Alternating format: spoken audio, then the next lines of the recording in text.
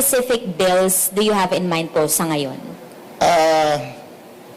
Sa ngayon ho, gusto ko talaga yung sa rehabilitation ng mga addicts. Gusto ko ho sila mabigyan ng pag-asa kasi. Kagaya ng sinabi ko, paulit-ulit ko sinasabi, may nagmamahal din mga pamilya yan.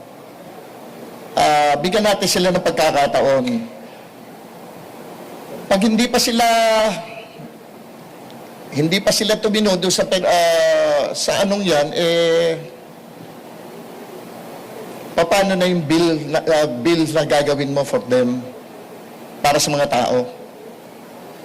Kailangan maiayos ang mga may pangangailangan sa buhay.